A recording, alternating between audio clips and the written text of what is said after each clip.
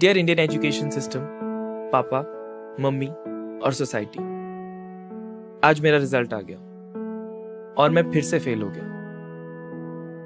इसलिए एक बहुत बड़ा कदम उठाने जा रहा हूं। लेकिन उसके पहले आप लोगों को मेरे बारे में कुछ चीजें जानना बहुत जरूरी है। 10th तक मैं पढ़ाई में बहुत अच्छा था। अच्छे नंबर आ गए तो माँ बाप तो छोड़ो, मेरे सारे दोस्त, पड़ोसी, दुकानदार, यहाँ तक कि मेरे अपार्टमेंट का गार्ड भी मुझे बोलने लगा, साहब आप तो साइंस ही लोगे, इंजीनियरिंग ही करोगे। नहीं, ऐसी बात नहीं है कि मेरे को साइंस पसंद नहीं थी। I love science. Science is beautiful. Science is the ultimate truth. लेकिन जब मैं 11th में आया तो स्कूल में और कोचिंग इंस्टीट्यूट में हमारे हाफ इंटरेस्टेड टीचर्स साइंस तो पढ़ाते ही नहीं थे। पढ़ाते थे तो सिर्फ रोबोट की तरह कम से कम टाइम में एमसीक्यू सॉल्व करना। That killed the beauty of science sir. और वो मेरे क्लास का फिजिक्स टॉपर, वो तो ये मानता ही नहीं था दैट इवोल्यूशन एक्चुअली हैपेंड। उसको सिर्फ जल्दी जल्दी एमसीक्यू सॉल्व करने थे। So much obsession with science, Yet India hasn't won a single Nobel Prize in science since independence.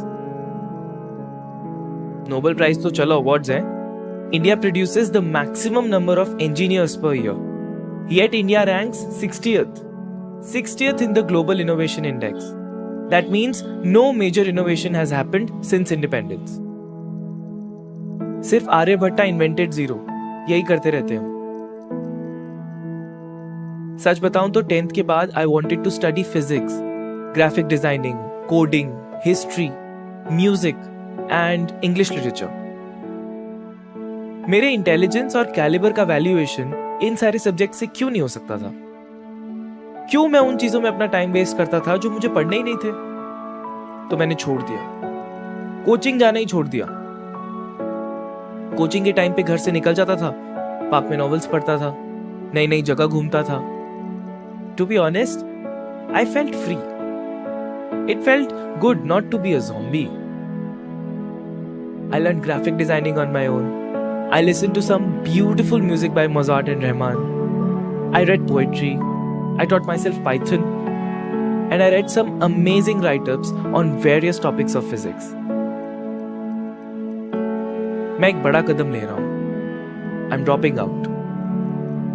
नहीं, इसलिए नहीं कि स्टीव जॉब्स, बिल गेट्स और मार्क ज़करबर्ग ये लोग सब ड्रॉप आउट्स हैं। इसलिए भी नहीं कि मुझे ड्रॉप आउट का टैग कूल लगता है, और फेल होने की फ्रस्ट्रेशन तो बिल्कुल भी नहीं है। Dear Indian education system, I am dropping out simply because you do not make any sense.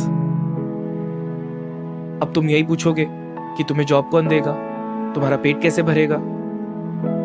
तो भाई कहीं ना कहीं कोई तो ऐसा होगा ना जो मेरे स्किल्स को देखे, मेरी क्रिएटिविटी को देखे, मेरे इंटेलिजेंस को देखे, सिर्फ मेरे सीजीपीए को नहीं।